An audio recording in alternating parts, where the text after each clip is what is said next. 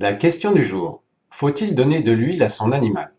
C'est une question qui m'est fréquemment posée, en particulier pour l'huile de colza, de soja, de saumon, de morue pour ce qui est des chats et des chiens, et de l'isio 4 pour ce qui est des chevaux. Alors la raison invoquée par la science moderne est que les animaux sont carencés en oméga 3, en oméga 6, et que ces huiles permettent justement de compléter ce manque. Et que ces huiles ont aussi la réputation de contenir des minéraux, du calcium, des vitamines et autres oligoéléments qui seraient utiles pour avoir un animal en bonne santé. Et abordé sous l'angle de la médecine chinoise, nous allons voir comment cette pratique, qui part d'une bonne intention, peut être parfois une fausse bonne idée.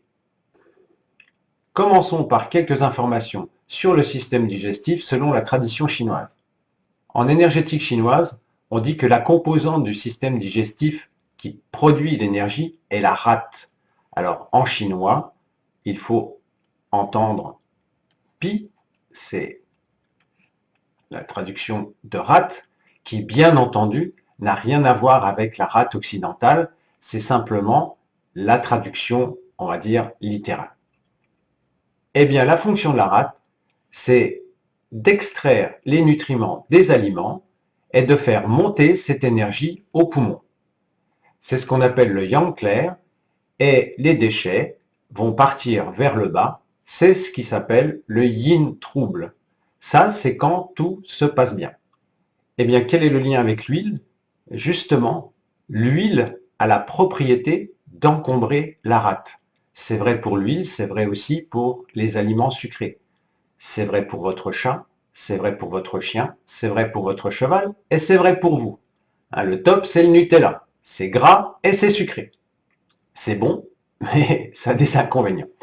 Eh bien, quand la rate est encombrée, il y a production de than, c'est ce qui correspond à des déchets, et ces déchets ont la propriété de pouvoir monter avec le yang clair et de venir circuler dans le corps. Et dans ces conditions, le than peut se manifester de différentes façons. Par exemple, si le than va atteindre la tête et troubler le cerveau, on pourra à ce moment-là parler d'épilepsie. L'épilepsie, c'est du than qui vient perturber le fonctionnement du cerveau. Si le than s'écoule, à ce moment-là, quand il peut s'écouler, ça va donner de la sinusite, ça peut donner des otites, puisque ce than va aussi favoriser les processus infectieux. Et si ce than vient à se déposer parce qu'il est entravé pour une raison ou pour une autre, eh bien, c'est ce qui va favoriser l'apparition de tumeurs, que ce soit chez le chien, le chat ou le cheval, et chez l'humain aussi d'ailleurs. Vous l'aurez donc compris, la voie de la sagesse, c'est d'adapter la quantité d'huile au métabolisme et à la constitution de votre animal, et non pas en fonction des recommandations du fabricant. Ça, c'est pour les chats et les chiens. Pour les chevaux, je ne recommande absolument pas cette supplémentation, même à petit dosage. Le cheval est un herbivore, n'est pas un carnivore, et n'a pas un système digestif qui lui permet de métaboliser les aliments gras.